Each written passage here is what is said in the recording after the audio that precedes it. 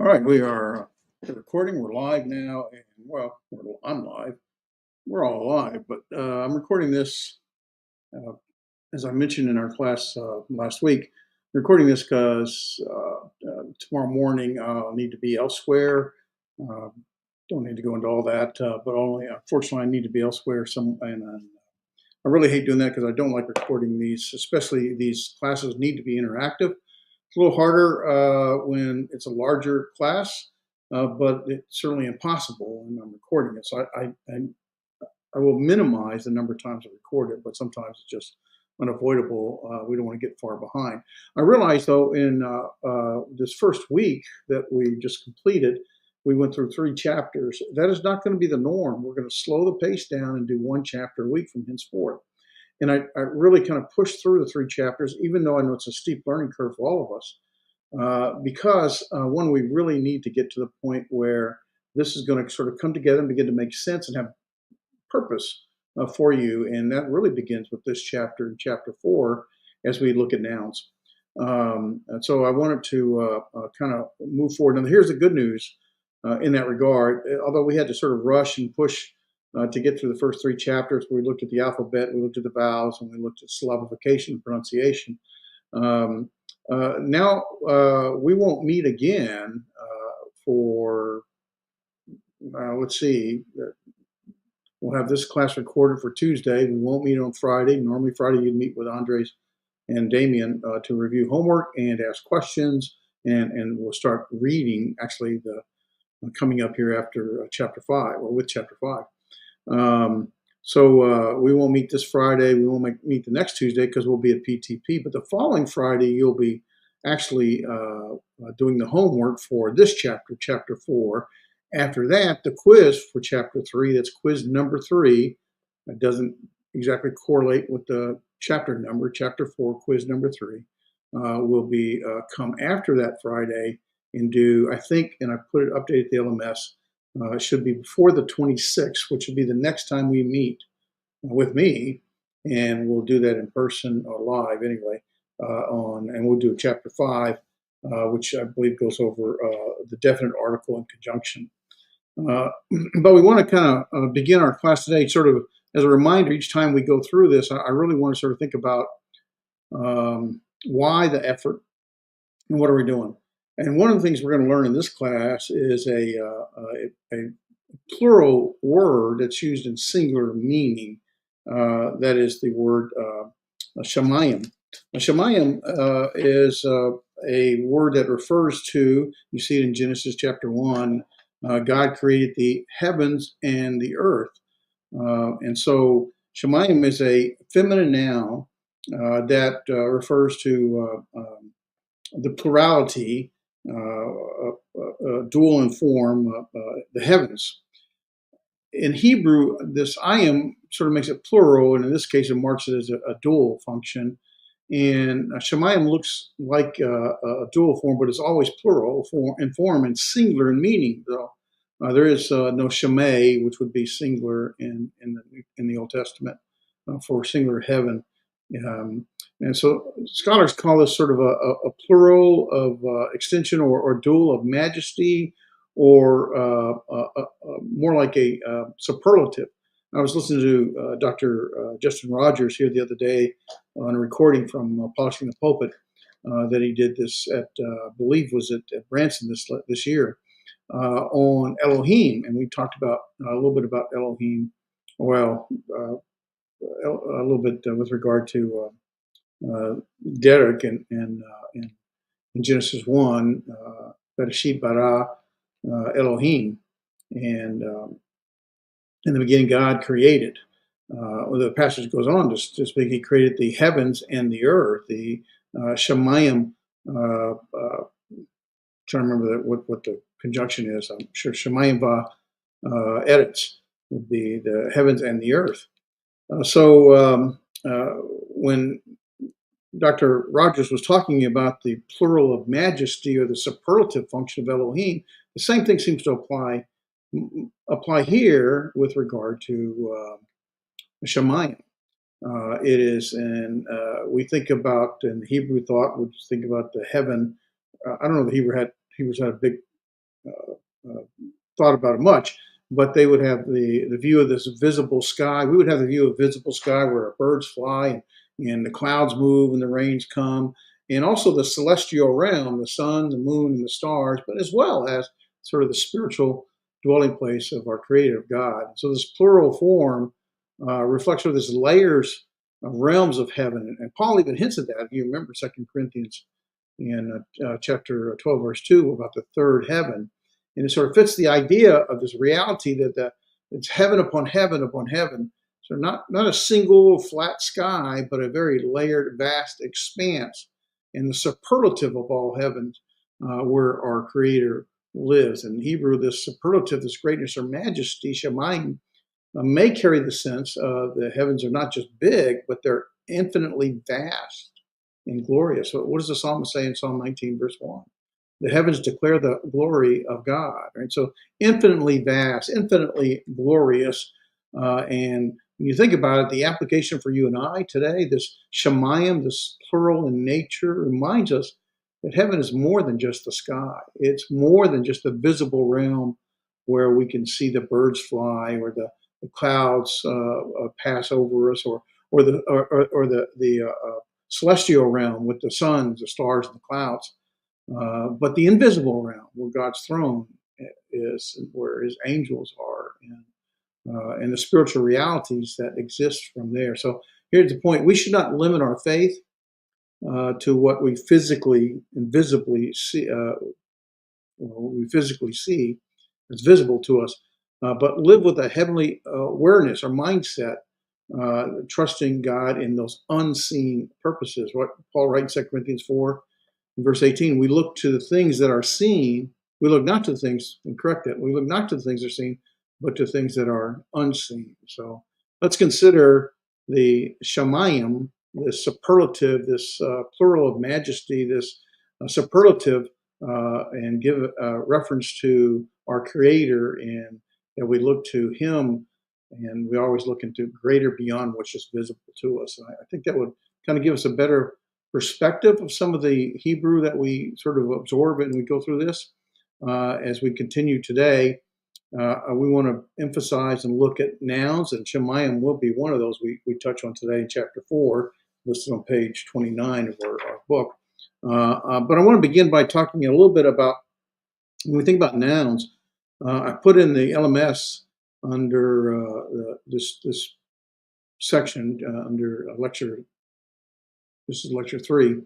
Under lecture 3, a couple little videos, 2 videos again from Daily Dose of Hebrew, where he explains the gender and number, and that might give you a different perspective, maybe a little better explanation than I might provide. But so watch those videos, but also to think about what a noun is. I realize you're educated men and ladies, and quite smart. You know what a noun is. I mean, we all know that a noun is a person, place, or thing, and maybe a concept.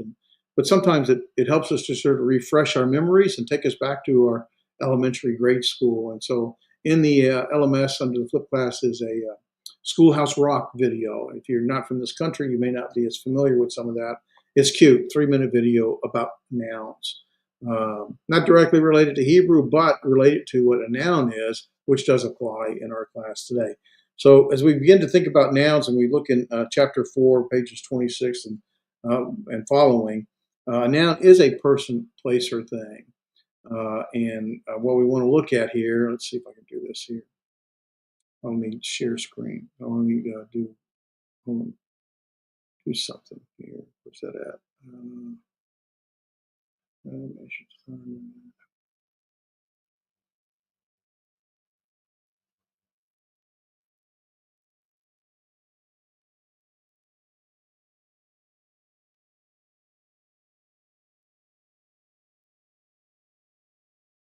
Well, where's my,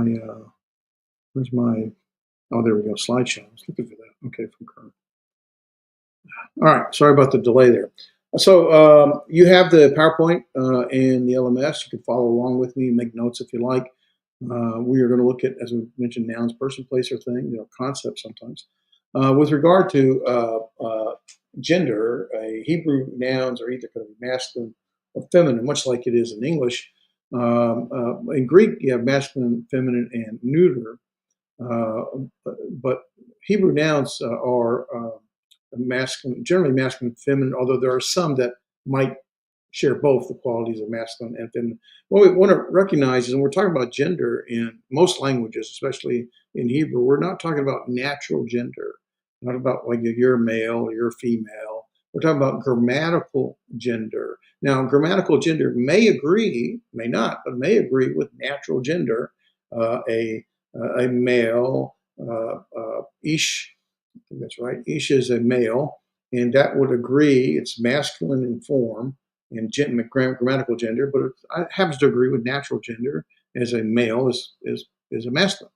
And the same with female, isha. It would be a grammatically be feminine, and that would agree with the natural gender of a woman, a female.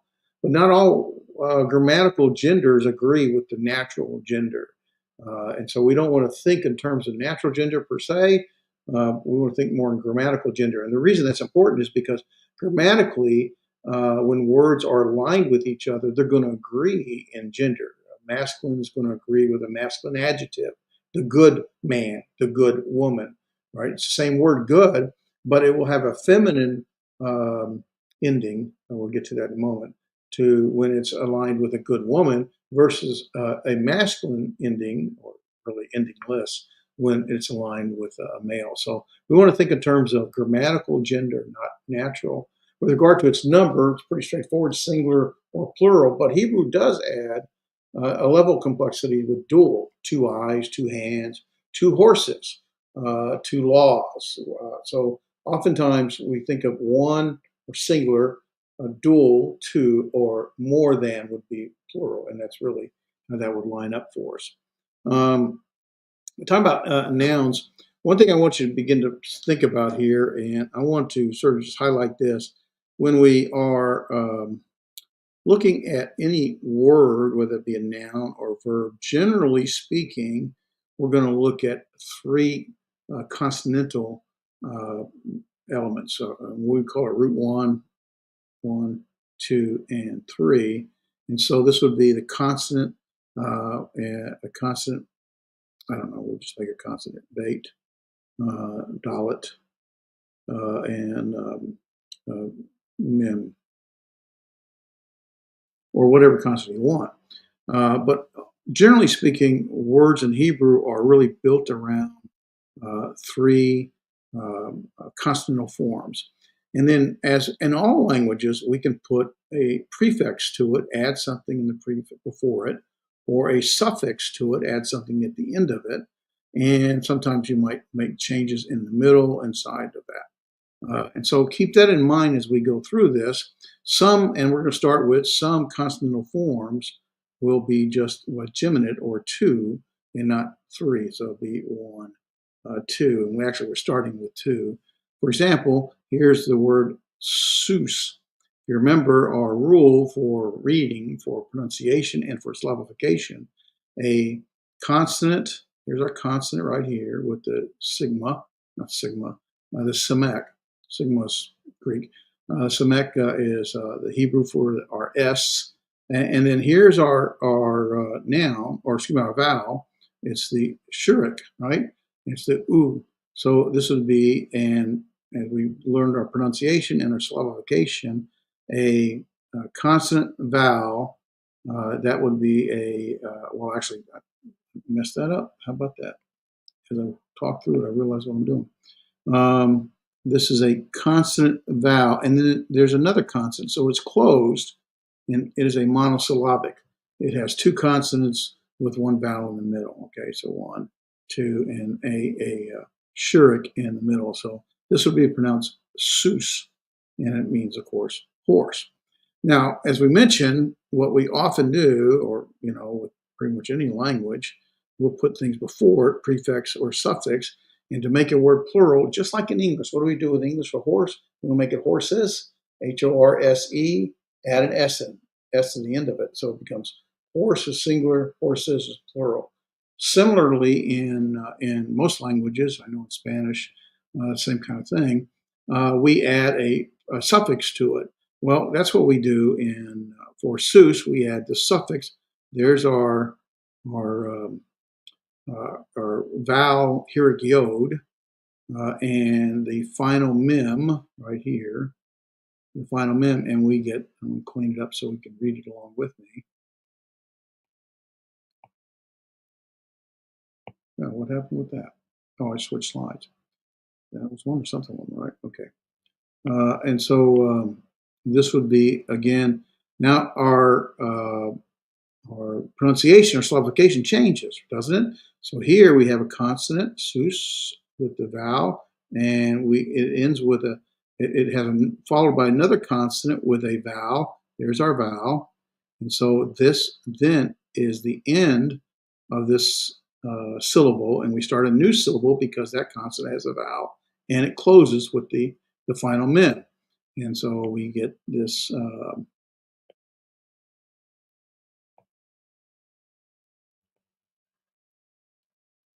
Okay. Keep it reasonably neat. The colors changed on me. How about that? Okay, so we get su, seam. The C, remember this is a vowel, not a consonant, but a vowel letter, here gyod. And so seam, su, seam. And that's the plural masculine form. Now, in Hebrew, you can have a feminine form of horse. Well, I'm kind of getting ahead of myself. I think that comes next, but let me just finish this and not create too much confusion here. Sus, sus is a singular form. Susim, the plural for horses. We added the sigma at the end. Excuse me. We had a what's referred to the plural, masculine plural ending. And then we want to talk about two horses. There's that diphthong someone brought up, is the diphthong with our accent, the podic, the yod, the heric, and the final mem. That is a diphthong, and this would be susaim, susaim, susaim. That's the two vowels are pronounced as one, and it's one sound kind of thing. So horse, sus, horses, susim, and two horses, susaim, with our diphthong. Uh, we have also feminine words, and what you'll find is feminine words will often end with either a hey or a tav, and quite often. And so here's law. The law, the Torah, and here's uh, to. So Torah. I guess I should try to make it a little neater, shouldn't I? Okay, here's our to. There's our vowel letter O. This is the tav with the here or not here Doggish lane A. It's hardening the sound, so it's to ra, and so we have our consonant with a vowel and another consonant following no vowel, so it's a closed consonant. So there's one syllable right here, and here's the other right here. So it's Torah. Yeah, let's clean that up. And then to make it plural to laws, in English we just add the sigma. We're actually going to drop this hey, and we're going to add this the I'm trying to think of the word notice the vav, whole and vav is what I was trying to think of. Vowel letter, that's what I was trying to think of. Vowel letter, whole and vav with the tav. And so what we end up doing is we end up getting, here's our consonant with a vowel, and it will end here because we have another consonant with a vowel that starts the syllable and it ends with a consonant, so we get to, ra. So, excuse me, to, wrote. This is a th sound, right? There's a soft. There's no doggish in the here. So this is to, wrote.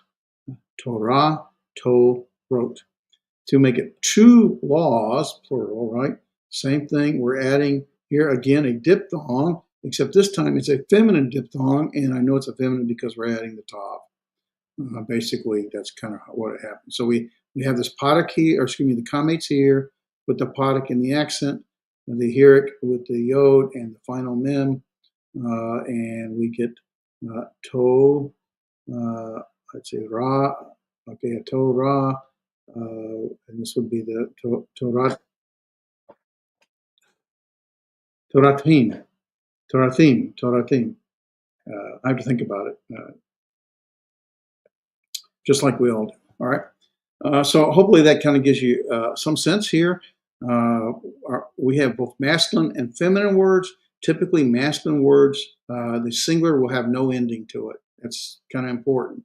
That doesn't mean there are some singular words that do have that also have no ending, but generally speaking, masculine words in the singular form will have no ending. The other thing I want to mention, if you want to look up, if you see the word susim, that is a plural horses, more than two, because that would be the dual form if it was two, three or more probably.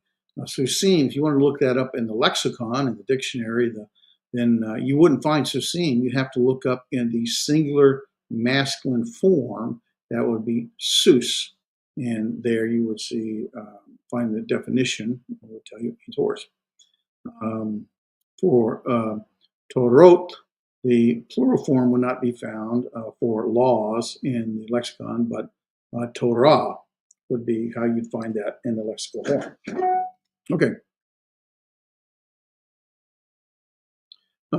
So as we sort of put this together, what you're going to find is our masculine forms for singular generally don't have an ending. There's not no say no. It's endingless they call it. Basically, there's no suffix added to it. It's just the three. Well, it's normally the three consonantal letters. Okay, although in some cases it's just the dual consonantal letters, and with or without a vowel, or with a vowel, like we saw here.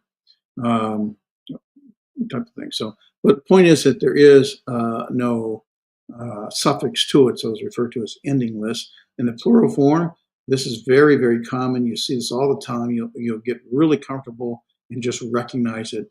The Hirik Yod vowel letter with the final mem would be the plural masculine form. The dual is the same thing, except it has the accent with a potic, not the same thing, but serial, because this is not a Hirik Yod. This is a Yod with a Hirik. This is a consonant with a vowel. This is a vowel. In the feminine, generally speaking, most feminine words in the singular form will have the kametz he. Remember, that's a vowel letter we saw in chapter 2, kametz he. But you can also have a consonant with a tav, consonant ending, using with other preceding vowels. A potic and tav, a sagol and a tav. Here's the Hirik Yod vowel with a tav.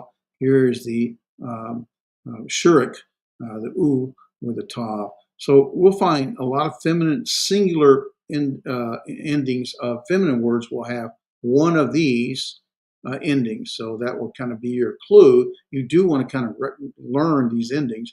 It will make life much easier to automatically recognize, it's a feminine word because it has this kametz he ending or a tav ending with either a potic, a sagol, Hirik Yod, or shurik. And that will make life a lot simpler. Now, here's the neat thing about this when you're looking at the plural form, as we mentioned in the masculine, the Hirik Yod final mem, almost very consistently is the Holem Vav, vowel letter Holem Vav, with the tav ending. And so that's very, very common for feminine plurals. Automatically helps you. Once you kind of get that in your mindset, it actually helps you.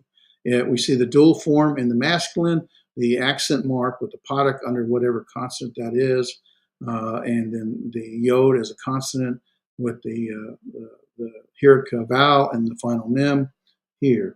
And very much similar, you can find the feminine using the same thing, but most often you'll find with the tav added to it and a potic preceding it. So you still have the kametz preceding it. You still have the potic underneath the accent. You still have the yod with the Hirik. Again, that's a consonant yod and a vowel Hirik and the final mem. But for many feminine dual forms, they add the tav and then preceded by a kametz. So those are things you want to begin to sort of get comfortable with and recognize. If you put this in a matrix form and you begin to start looking at it, you can see here's our masculine singular. There's no ending, sus, susim for horse. and horses, excuse me, in plural. And here is a seglet noun. We're going to talk about seglet nouns in a moment. Any noun has this little accent mark on it. Even let's leave it at that because we'll talk about it in a moment. Basically, it's a seglet noun, and our pronunciation, remember, is going to be the accent's going to be in the at the first syllable. So clean it up a bit here. So this is going to be right here is our pronunciation or syllabification. So here's melek, melek. It's not melek, it's melek because the accent's on the first syllable. To make it plural, we're going to add the hirik yod final mem to it. And when we do, that changes the vowel, say, system or layout structure in within the word. And so this melek now becomes this mem instead of the sagol will become shava me la, and here kin melakin.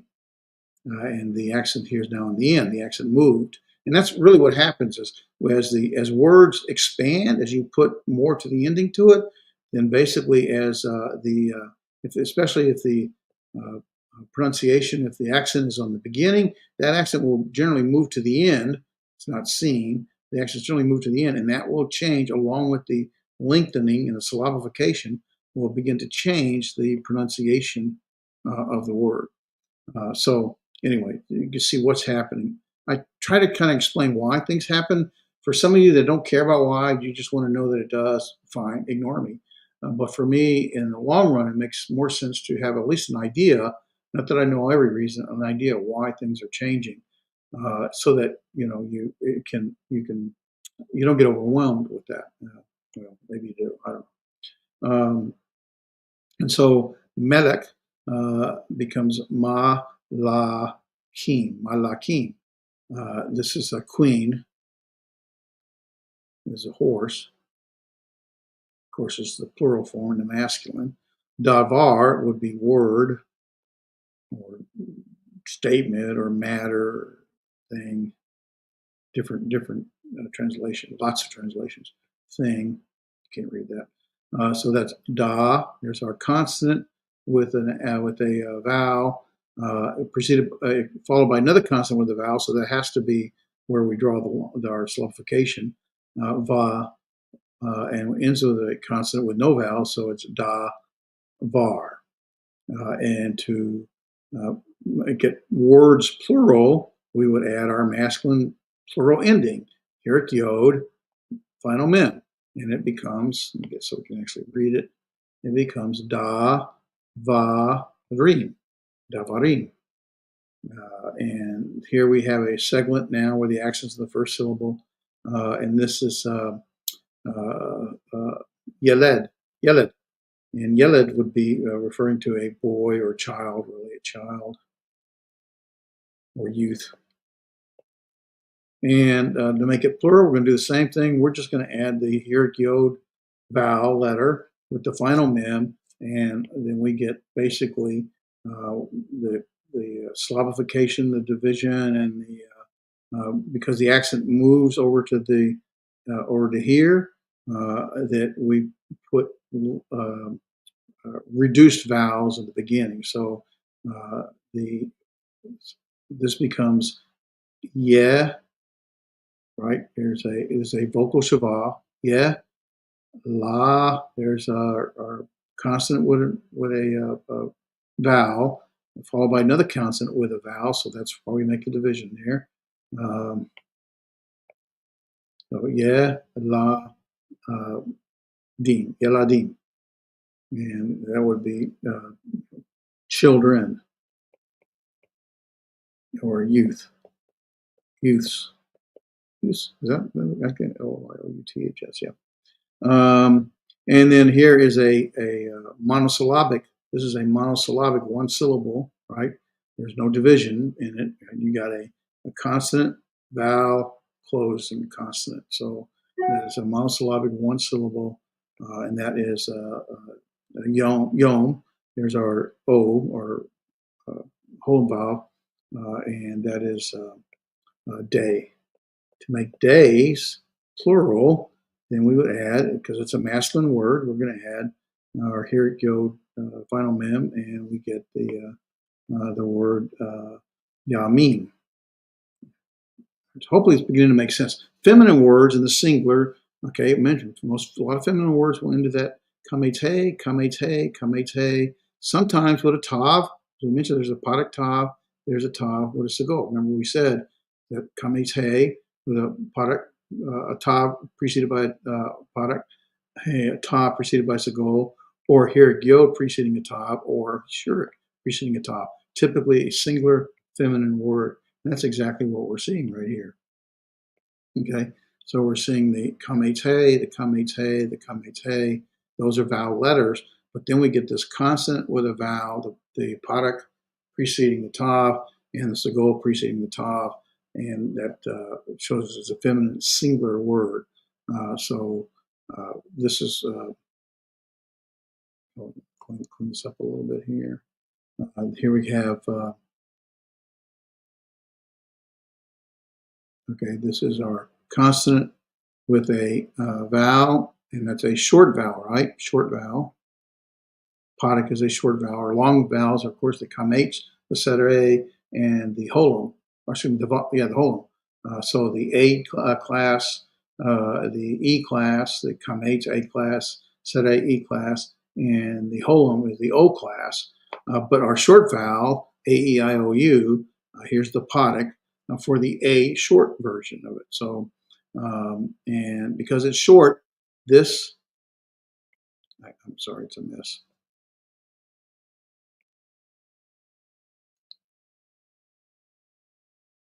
This Lamed Shava, right, here's our Shava, this Lamed Shava is silent.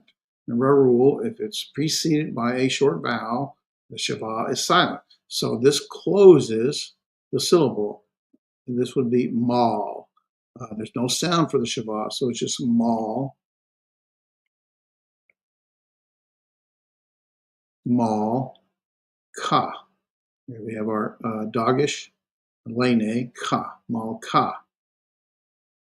And that, of course, is queen. I'm going to write queen.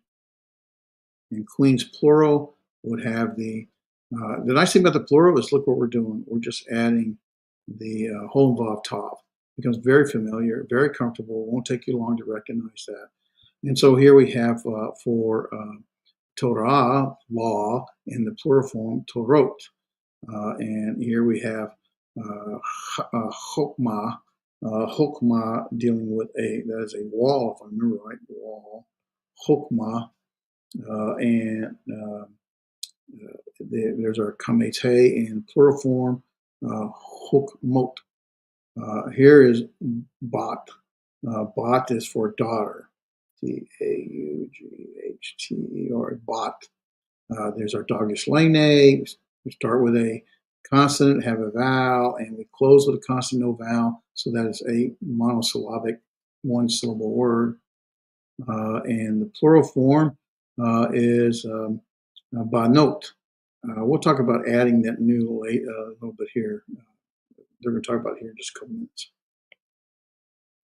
So, and on down the line. So here's our tav preceded by the segol. And so we have the word for a bow or weapon. Yeah. Keshet. Keshet. Here's our accent, our consonant with the vowel. That makes one syllable, followed by another consonant with a vowel, closing and a closing consonant, and that makes another syllable. So it's a two-syllable word. Keshet. Shet, th sound. In the plural form, just the whole vowel, a tav, and so you get here we go. Ke sha thot. Keshatot. I think I got that right. Close enough anyway. And then you have the dual forms. The dual forms basically there's our actually got the accent mark on it. And it's just going to add the accent mark to it. There's the accent, and we'll get the diphthong associated with the accent with the accent with the diphthong, accent with the diphthong, and so it's the same thing, kind of over and over again. All right, and when you're okay, I've already mentioned this. When you look up a noun, you're going to look up the singular form of that noun, and not the plural. So like Susine won't be in the lexicon, but Sus will be. That is a masculine singular, masculine singular. And then Torah is how you would look up the feminine singular for the word Torot. Uh, so you just sort of have to be able to recognize, oh, that's a plural form. The singular would be Torah. After a while, that becomes pretty recognizable and become pretty comfortable with it reasonably quick. So don't stress too much today. What else do we need to cover today? Okay, so there are some singular nouns that are called endingless, right? There's no ending for singular noun forms, and that's typical of masculine. But there are some that are feminine. These words are feminine. This is eretz. In Hebrew 1, but Bereshit bara Elohim. Then I think there's a definite marker 8. Shamayim Eretz, the land. So the heavens and the earth. That is a feminine word, but it's no ending. You don't see the hey kamates or the tav parek or the tav segol or the tav hirik yod or the tav shurik. I'm surprised I remembered all that. You don't see any of those. So some feminine words, that's the point, are function or look like a masculine because there's no ending suffix. It's endingless. And there's hand, yod, city, ir, nephesh, soul, life, person, sword, hafrav, I have to think about it. Stone, Evan. Notice the Evan has the final noon, right? It kind of goes below the line. The final noon, there's our noon. The final, that looks like a bait. Final noon. And there's our noon with the final noon, right? And here is a foot for regel, mother, mom, aim, hand, kaf. There's our pay, right? There's our pay and the final pay, right? So we see the final pay there. And here is ear, which would be the holum there, the holum and the accent on the first syllable. So that accent, if that remember, our olive has no sound, right? Our olive here, our olive here has no sound, but there the vowel does, and so it's o. Can't read the next letter. Ozen. There's our final noon. There's our noon. And the final noon. So this would be ozen for ear. Okay. So these are feminine words, but they don't have the feminine endings. They're called endingless, just like a masculine singular is. That's all they're trying to bring out here. That's the 10 most common ones. There are others. And when you're pluralizing nouns, there's some singular nouns of a certain gender that take the plural ending of the other gender. Okay, so father, of, that's father. A masculine singular, right? For fathers, plural, right? Fathers, plural, it takes the avot. It takes a plural, feminine plural ending. They're just some that kind of share or swap that ending. And here is shame, meaning name, singular, my name, shame. And here the plural form would be shemot, with the plural holvav tav ending. Year, shana, It has also this is a feminine word, feminine singular, and it has a masculine ending for shanaim.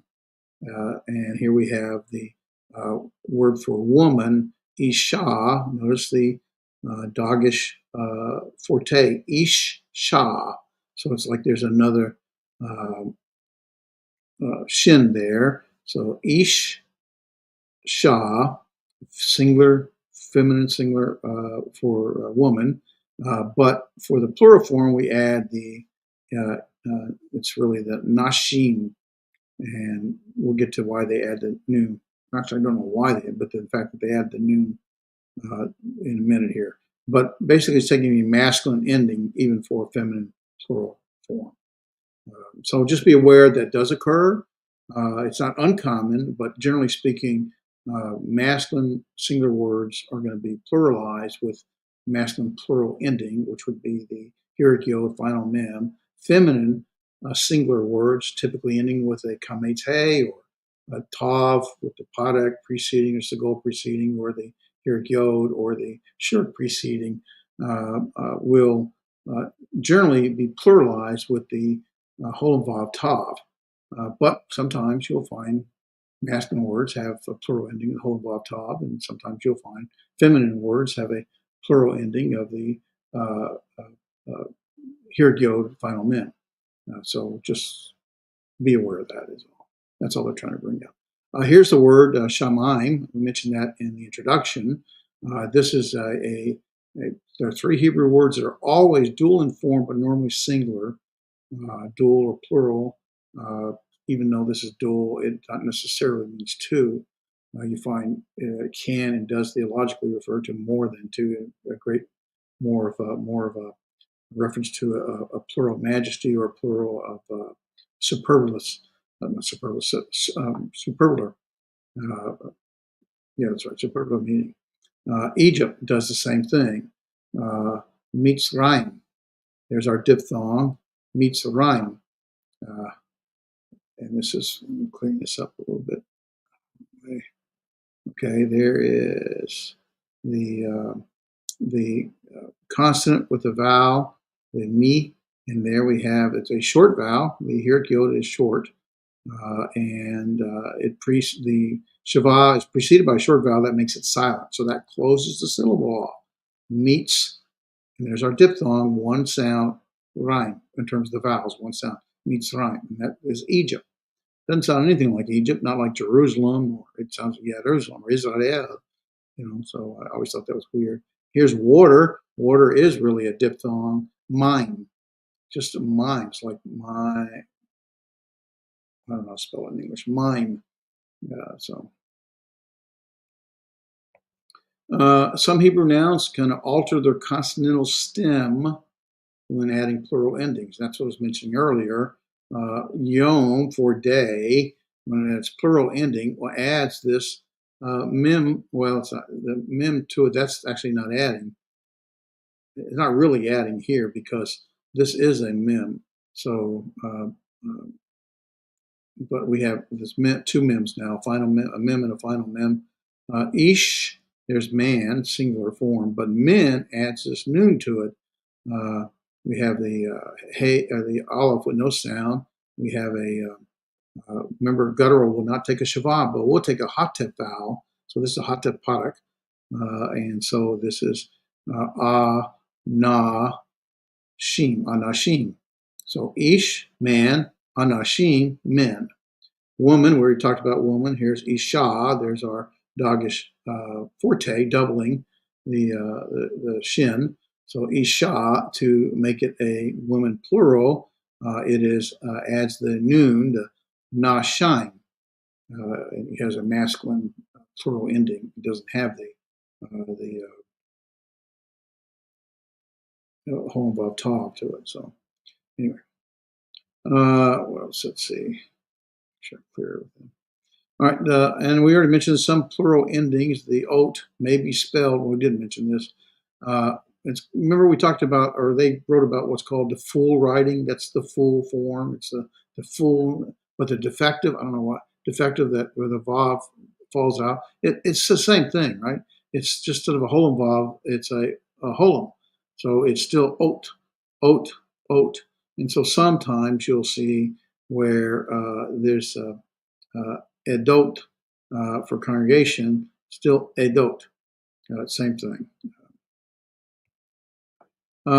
Patterns of pluralization, sometimes there is no change with it. The words for song, sheer, here they don't make a change to the masculine form. They just add the ending. So here's shirim. Here's oat. Right? There's no sound for the olive, so you just got oat. And here you have oat, tot, oat, tot. Four signs in the plural form: dream, hak, haklom, haklom, haklom, and here it would be hak, lo mat, mot, haklo mot, street, ra, that's a vocal, ra, hof, hof, here ra, vocal, here's our syllabification, ra, hook, vote. Um, how much more is there left? Let me see what I got left here. I think I'm getting near the end. All right. I'm not sure how long I've run, and I'm trying to want to keep this. All right. So there are some that's called proprytonic reduction. Okay. Remember, we have a tonic is where the accent or emphasis is put, right?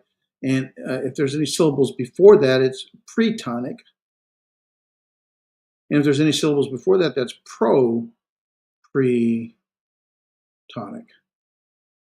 And that's all it's doing. So davar, when it gets linked in, right, it has, there's our, I gotta draw straight lines. Davar, it gets linked in, and we get davarim. And what they're talking about, this proprytonic reduction, is that this, this is our tonic, because that's where the accent is, right? Reem, davarim. Here's our pretonic and our propretonic, propretonic. All right, so that gets reduced to shava, propretonic reduction. What it's really doing is saying, hey, we've moved the emphasis to the end, we've lengthened that, and we're therefore going to de-emphasize our pronunciation in the beginning. I think, well, I don't try to guess why I think they're doing that. I think it has, anyway, they just do it. And so levav, heart. There's our, let's see, okay, here's our tonic. Here's our pretonic. Here's our propretonic, pre-tonic. And so you see that gets reduced to shava. That's what they're talking about, is propretonic reduction. That's all that is. And of course, if it begins with a guttural, remember, we can't reduce a guttural with a shaw. You can't have a shava, but you can have a hatef vowel. And here it's got the patak hatef vowel. Here again, this is a guttural. It cannot have a shava, but it can have a patak hatef patak vowel. And so that's all that's talking about. Kind of nice to know. So we talk about patterns of pluralization for seglet nouns. Okay, seglet noun is basically melech. You see the accent mark there? That's what makes it a seglet noun. Yes, that's a segol, that's a segol, so they might think that's a seglet noun. And so you have, but other words, because there's an accent there on the first syllable, and it may have other vowels, it's still called a seglet noun. Usually has at least one segol, and that's what they're showing, one segol, but not necessarily. Here's one segol. Segment nouns, for example, in here for Lord, Baal does not have a segment. And young man, Navar, Naar, because that is an ayin. This ayin has no pronunciation, so you got na, ar, Naar, young man. Those are also called seglet nouns. And so they have a specific pattern that they follow. And that's what they're trying to introduce you to, that it has a same vowel pattern for seglet nouns. And so you see where seglet nouns go plural, here we have melek, sefer, nefesh, and hakrav, hekrev. And the same thing here is you can get this reduction in the propotonic area. But what they're going to point out is that you have the same pattern. You'll have this kame or shava or hatapatic or a hata vowel with a kamates under the second letter. That's a pattern that always exists with these seglet nouns. And that's what they're trying to show you, that there is a pattern here. And it kind of helps you to at least be aware of the pattern so that you begin to recognize it. So when a seglet noun pluralizes, these are all seglet nouns, there's an accent here and on the first syllable. When they pluralize, you'll get a shava or a hata vowel, and the second consonant will have a kamates, and that would be the plural form of a seglet noun. That's what they're trying to emphasize here. Patterns of pluralization for geminate nouns. Geminate, what's a Gemini? I'm a Gemini, I'm a twin. I have a twin brother. We look nothing alike, we're not identical, we have nothing in common. But neither here nor there. Geminate refers to dual, two, right? And so a geminate really would be you have a consonant and a consonant, but its original has another consonant that really is just kind of hidden away in its singular form. So is actually but there's no reason they don't include it in the singular form. But what happens in the plural form? There's our I'm. There's again our I'm. There's again our I'm.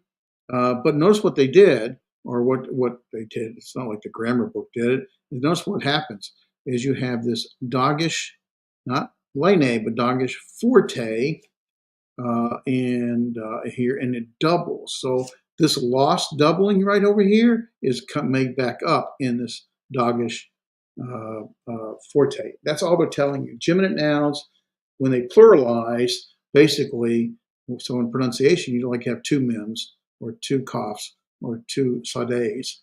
And so it kind of comes back in the plural form, in the form of the dogish forte. That's what they're telling you. Pluralization nouns for geminate, when you pluralize them, well, that's what we just covered. The the ayin has no sound, so you get the vowel with the final mem, people. Though they had originally three consonants we just talked about, the Hebrew word for people, originally was the ayin, mem, final mem. So that's what we're just talking about. In the plural form, that drops in the singular form, but in the plural form, it comes back in the form of that dogish forte. So that lost geminate consonant comes back in the plural. That's kind of how they know that it was actually originally there. All right, so here's some patterns for pluralization for irregular pluralization. These are just doesn't follow the standard rules. Bane, there's our final noon, right? There's our noon, and the final noon. So we have that, I think there's five consonants that have final letters, the mem, the noon, the pay, the sade, so that's four. What am I missing? I can't remember now. Anyway, there's five with the final letters, and so we have banim, and so what happens is this. You see the noon got added there. It's kind of an irregular form. You still have your here yod final mem, but you have this sort of irregular addition. Sometimes it's an addition, like here we've already mentioned ish in anashim. Sometimes it's an addition, but sometimes it's a taking away. Here we have isha, woman, in the plural form, nashim. Here's city for ear, and here we have arim, so there's, I guess, a lengthening there. Father, we've already seen and talked about. This irregular has the feminine ending. Avot, house, bayit. There's our diphthong, right? Our diphthong form right here. The accent, we have our podek, our herrick, and the yod as a consonant. And here's the plural form, batim. There's that makif. Is that we call it makif? Is that what that was? I don't remember now. I get that mixed up. But there's one that's makif, and then the method. I think that's the method. Yeah, methic. So this is the methic here, not the makif. We'll get the makif later. That's a makif. We'll get that later. I always get the names of those mixed up. I know which one's which. I just don't remember what the names are.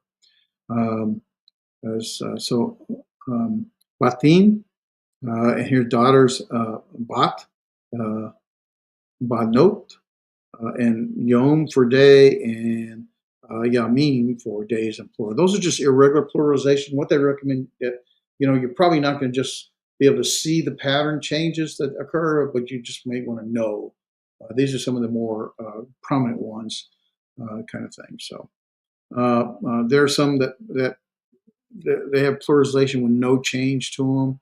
Some that pluralization with propotonic reduction. We've already gone over these pluralization with segment nouns, pluralization with geminate nouns, and irregular ones. So those are the various categories. We've already gone over all of that. A couple more things that are more in their advanced section. If you go to pages, and we'll close with this here, I think. Pages, I'm on chapter 3. Chapter 4 and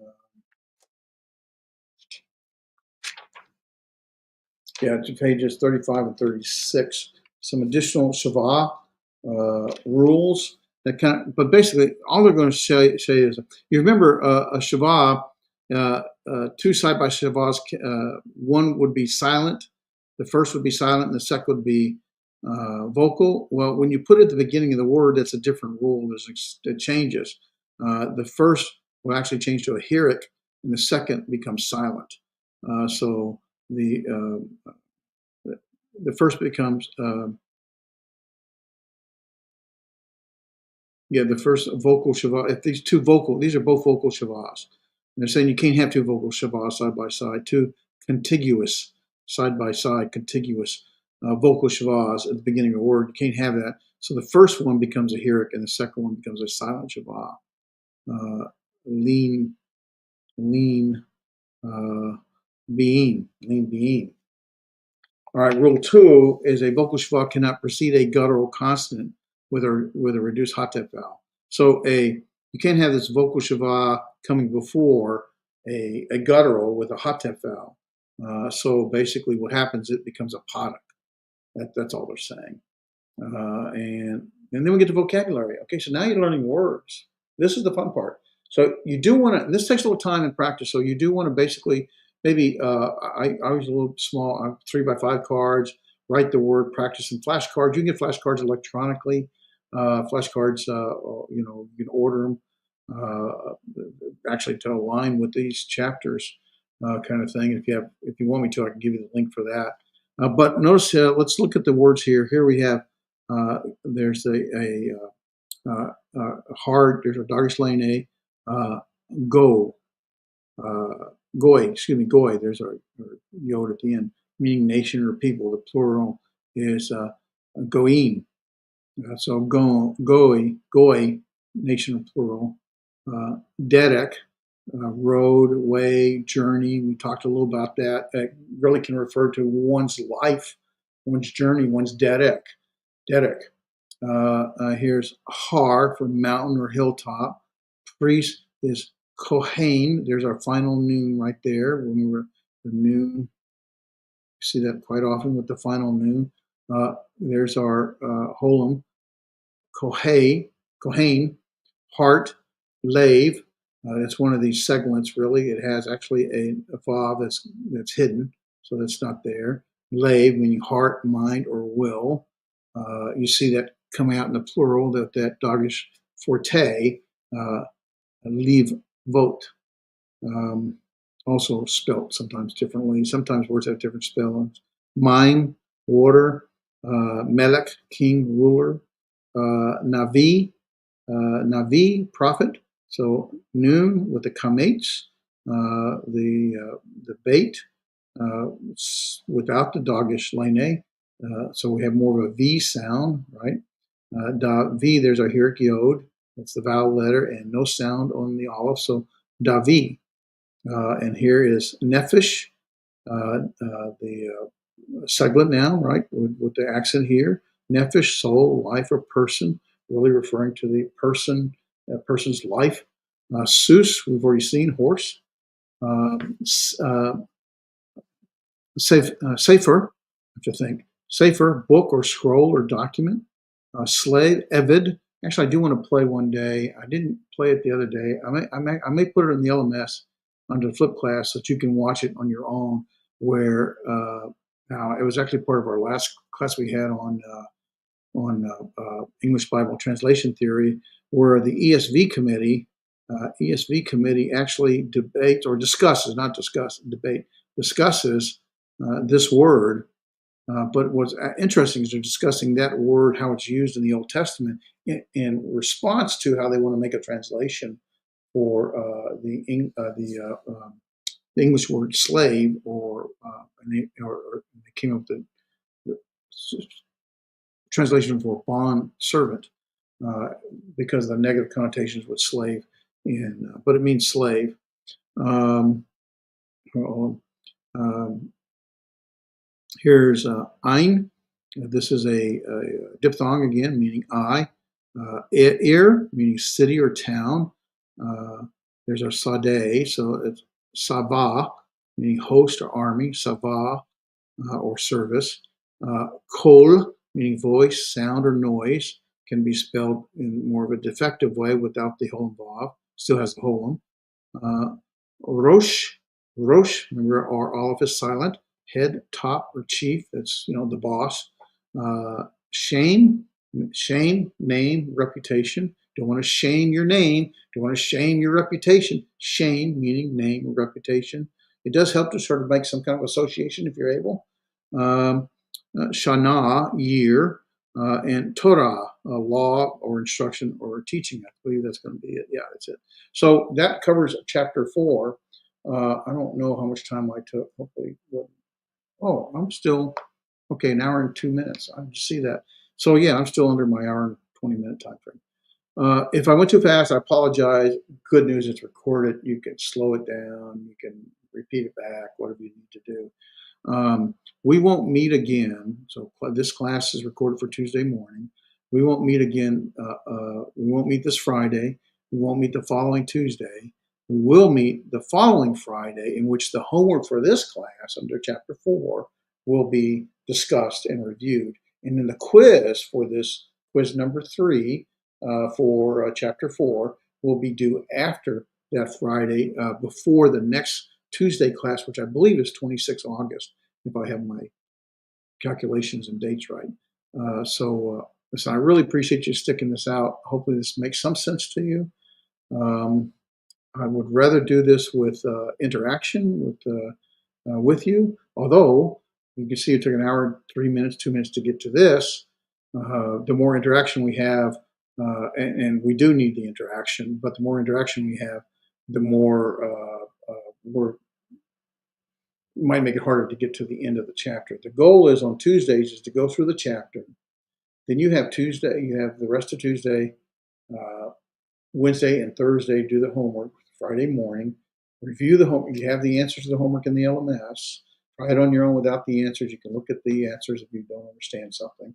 I did put the answers for the quiz or the homework in chapter 4 under the flip class there.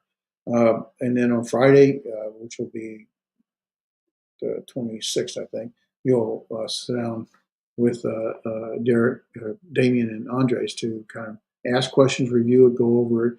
And eventually matter of fact, the very next, after the chapter 5, we'll incorporate some Hebrew reading. It'll be very slow at first.